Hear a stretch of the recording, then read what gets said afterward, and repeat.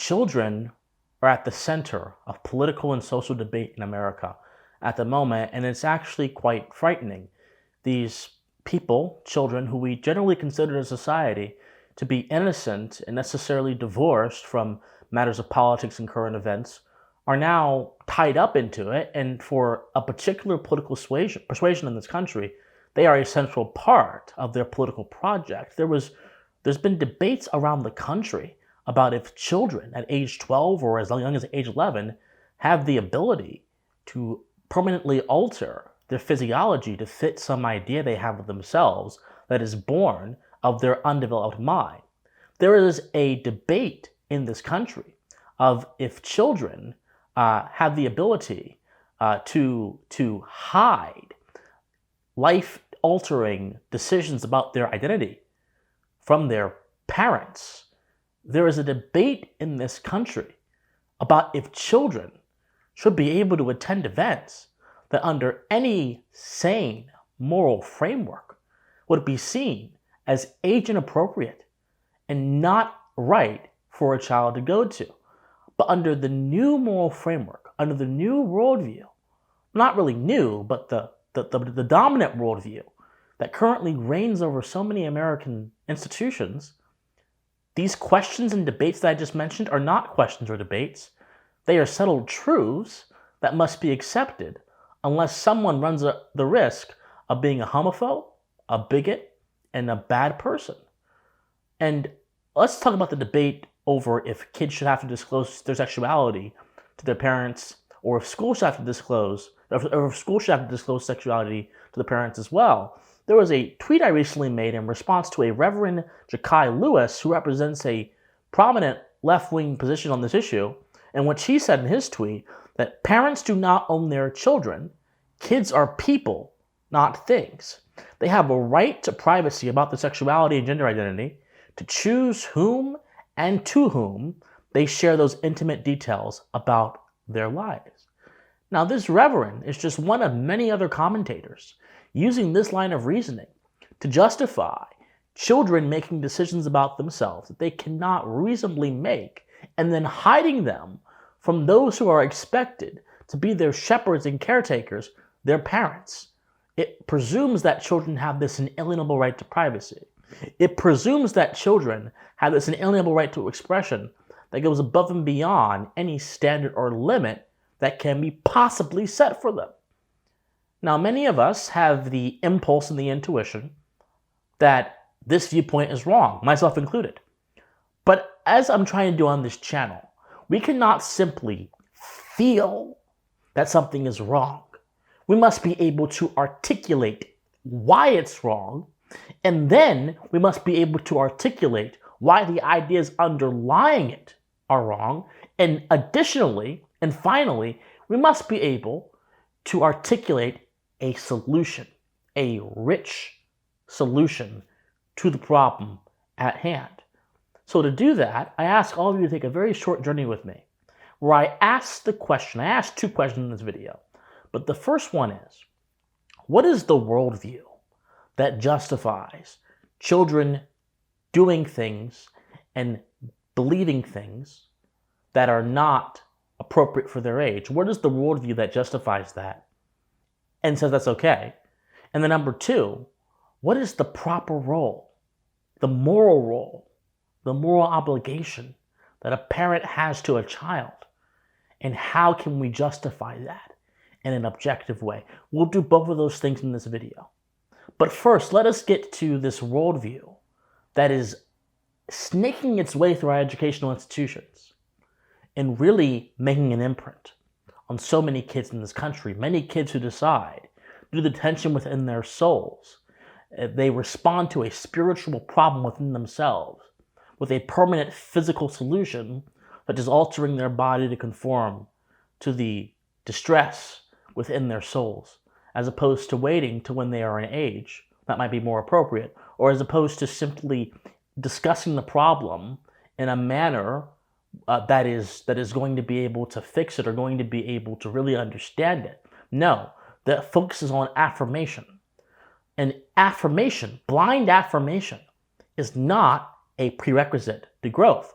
Blind affirmation actually can lead an individual to destruction quicker than anything else can. This worldview that permits this kind of insane behavior is none other, especially in education particularly, is none other than the worldview elicited by progressive education. Now, that may seem like a very big concept to many of you, but many of you probably also heard of it. For those of you who have not, progressive education is this philosophy surrounding education, which essentially says that education is not about... Actually, let me define it this way. In America, there's been, for a lot of our history, up until about the 19th, 20th century, there was this dominant idea of education which basically said, the teacher gives you and instructs you in ideas that go beyond their own personal perspective and are general and universal. And you, as the student, receive the instruction. You, by receiving the instruction, learn the information, and then you move on. The teacher does not share their personal opinions on contemporary events in the classroom. The teacher does not share their personal opinions on diverse lifestyles in the classroom. The teacher is literally an agent for ideas that have been passed down generation after generation on particular subjects. Well, John Dewey, this guy called John Dewey, who was this educational theorist, he was a tyrant of the mind. I call him a tyrant of the mind because what he ended up doing to American education has made it more susceptible to anti-intellectual, anti-truth, and reality-destroying forces than the traditional model, which basically safeguarded reality by having a measure of distinction and separation between the external and the internal.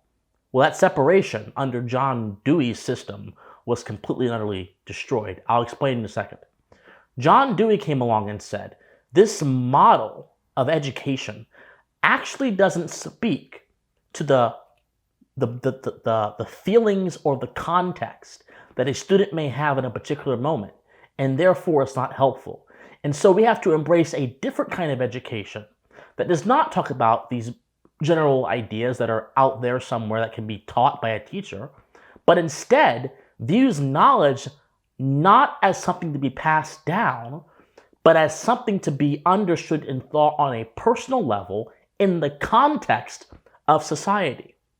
So for traditional education, where the emphasis was understanding these broad ideas that are being passed down to you by the instructor, under the progressive model, the emphasis became your own personal relationship to knowledge and how your own personal actions inform and create knowledge. It's not about being taught anything. It's basically about you claiming the mantle of the instructor and the instructed. It's about you relating to ideas and knowledge in a social context, independent of broader ideas.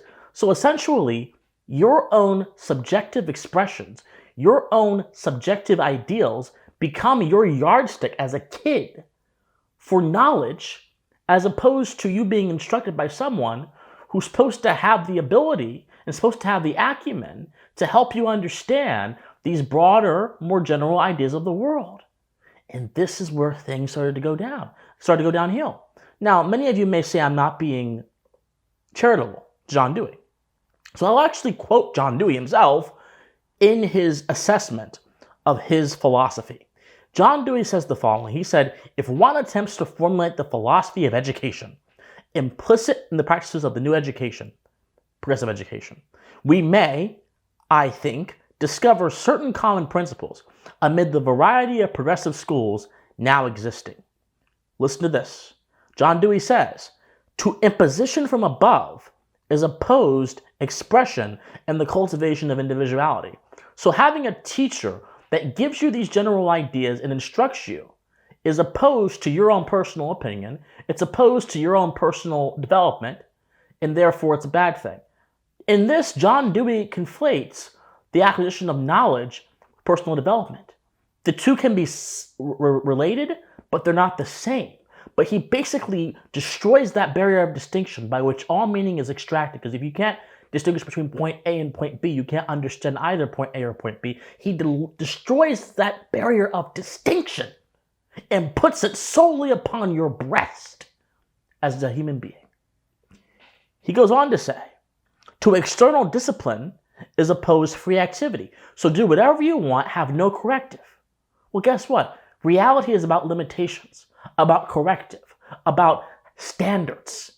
You can't just do whatever you want and expect to be able to live coherently. This is not a moral statement. This is a physical fact of reality. Think to yourself, where you see right now people in reality, living however they want, living in whatever way they want, with no standards, no barriers, no limitations, no guiding ideas. And where do those people often end up? They end up either on drugs, they end up dead, or they end up in a drought, a dead-end ditch of purposelessness, of meaninglessness, and nothing good. They don't have any fruit. They can't grow because they're not receptive to restraint. And if you're not receptive to restraint as a person, you will get nowhere in life. Dewey goes on to say, to learning from text and teachers, learning from experience. So learning from text and teachers is contrary to your own personal experience. To acquisition of isolated skills and techniques by drill is opposed acquisition of them as means of attaining ends which make direct vital appeal. So you understanding skills for how their general application and use is opposed to you understanding how to use those skills for a particular immediate end, according to Dewey. To preparation for a more and less remote figure is opposed making the most opportunities of present life. So he wants you to focus entirely on the present, on the current, and how you feel about it, as opposed to general ideas. To static aims and materials is opposed acquaintance with a changing world. Progressive education says that the world is changing, society is changing, and if you actually look at some of Dewey's descendants, reality is changing, and therefore knowledge must change as well. But not only does knowledge just change in general by its nature, knowledge changed because you, as the person, using your own preferences, your own opinions, and your own expression, literally changes it.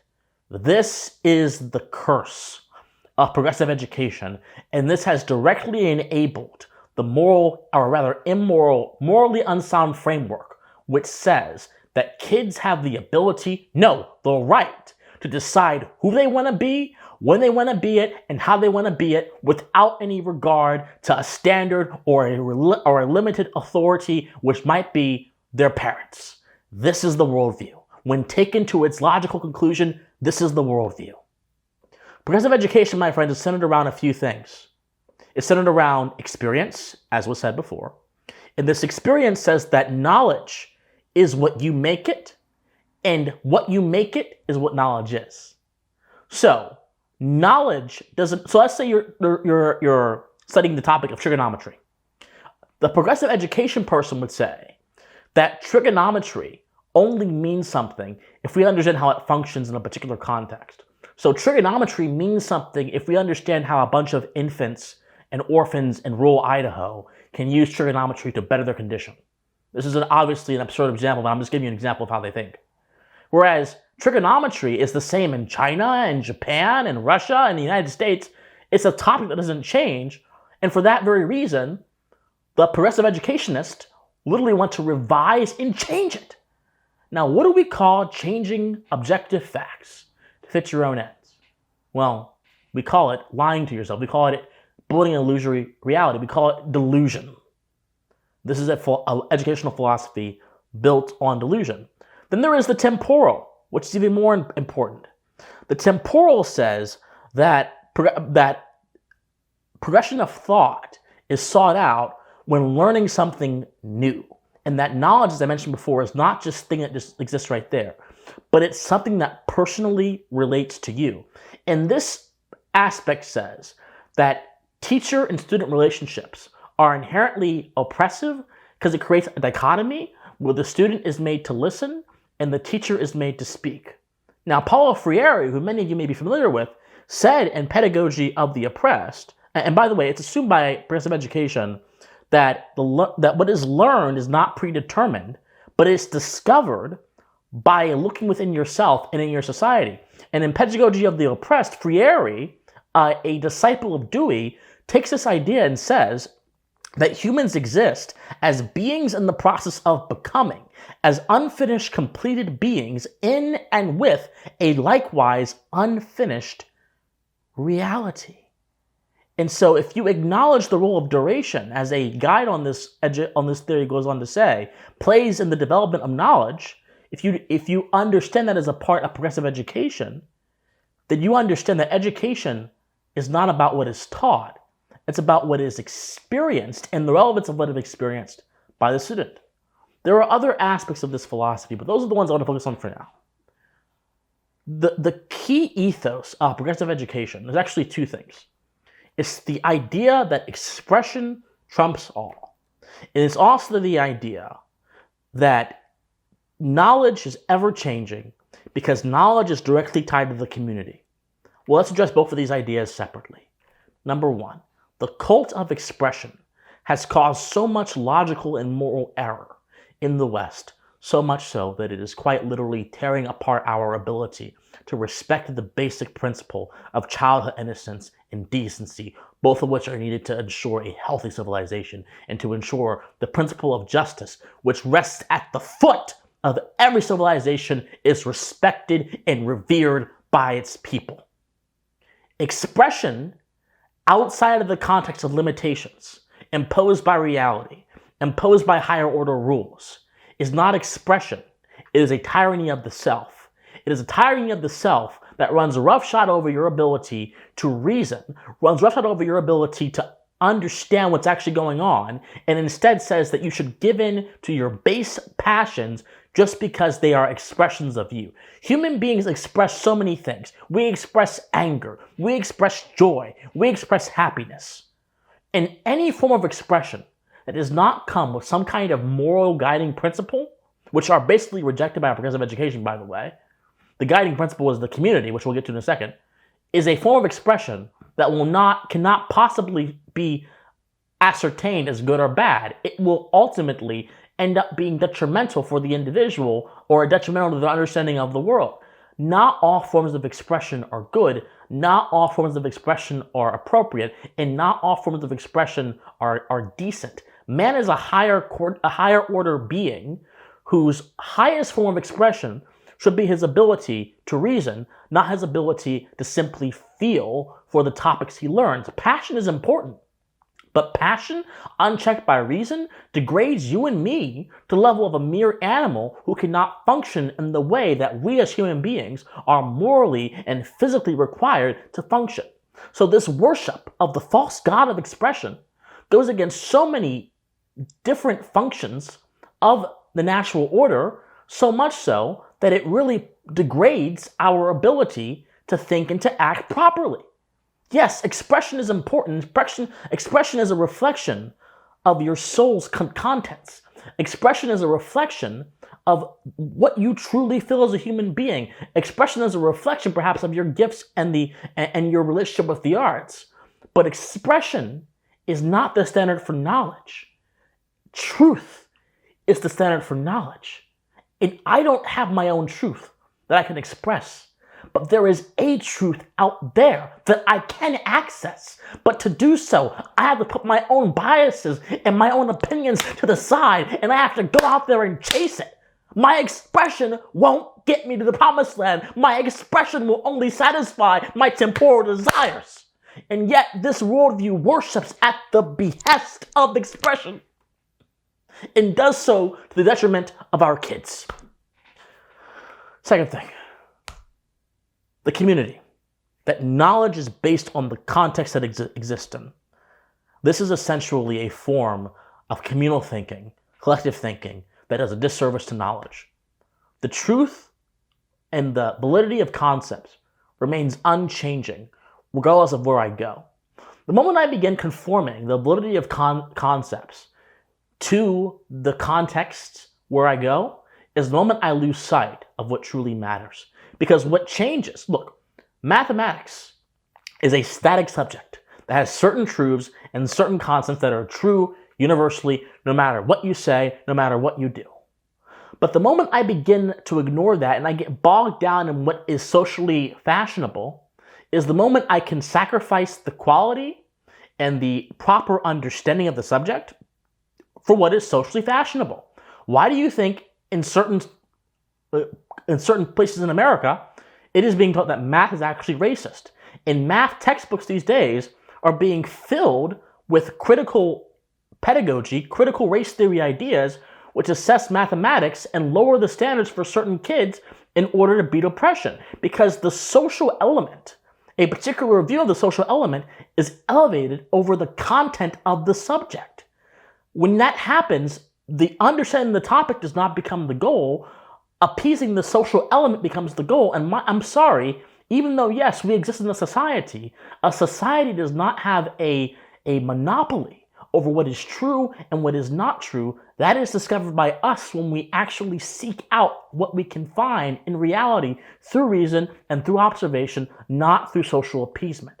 So education is not about your own personal expression, nor is it about social appeasement, nor is it about feeding the community, nor is it about maintaining a political order, which is what Dewey wanted us to do. He wanted us to be active in our democracy, but the knowledge that we learn. It's not about not having any sort of objective set standards. Education is about relating yourself to the world as it is, deducing the truth of the world from as it is, and then applying that in a manner that makes the most sense for your particular skill area, not applying it in the manner that makes the most sense for your social justice ideology. That's what education is truly about. But the same philosophy that says that education is based on the community and it's based on what the individual wants to express and experience is the same philosophy that says your kids can express and experience themselves in whatever way they want to because they just have that right. Well, they don't.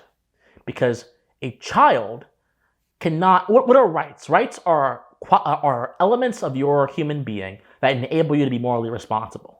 So you have the right to live, you have the right to own property, you have the right to freely pursue your behavior within the moral restraints of not violating someone else's rights. These are things that belong to you by virtue of you being a human being. But a child can't understand all these things and can't access them immediately because their faculties of reason have not developed. They're not in their right mind. And so a child not being in their right mind has a different relationship to rights and morality than a parent does. But the parent, supposedly being in their right mind, in most cases, not every case, has the moral obligation to shepherd the child through the world because the child understands so little about the world. The parent is meant to understand at least more than the child and therefore get them to a stage in their childhood where their faculties have ripened, where their reason is a little bit more mature, and they can begin making decisions by themselves. Parental shepherding, not ownership, as I said in my tweet. Parental shepherding of a child is both a physical fact and a moral necessity if you wish for a child to have a healthy development. The fact of childhood development necessitates that parents have a moral ownership over their children and what happens to them. So yes, in a sense, parents are almost as responsible for their children as they are for something they own, because a child does not have the ability to survive in the world by themselves in a vast majority of cases because the development is just not there. Hence, the natural law would dictate that the parent is the one whose shoulders are burdened with that duty. My friends, we have to abandon worldviews that endanger our kids and allow psychopathic, sociopathic political actors to try to gain control of them. We have to abandon worldviews that make us shocked at first and make us want to shut down and not actually confront them for the subjectivist, relativistic gobbledygook that they are. Because what this progressive education crap is totally relativistic. It has no foundation in meaning. It's just totally based on the individual's experiences and not on higher truths. The individual can have no rational experiences if they are not mediated by higher truths, such as the context he exists in. My friends, we have to take a more rigorous approach towards destroying and beating the left-wing viewpoint of society and of the human being. The left-wing view of man, really. Because this view of children goes really back down to the view of man, that man is entirely socially constructed, that he's entirely molded by social forces, and therefore he should be able to, those forces should be tweaked and mediated so he can express himself the best way possible. That's why they believe that children can express themselves at age 11 or age 12, when the facts of reality, which go against the facts of expression sometimes, say otherwise. We have to critically analyze these worldviews and debunk them for the nonsense they are. We also have to understand this. As hard as it is, we are all biased arbiters of our own experience. But what we're not biased arbiters of, or what we shouldn't be biased arbiters of, is our ability to grow as people in the context of higher things.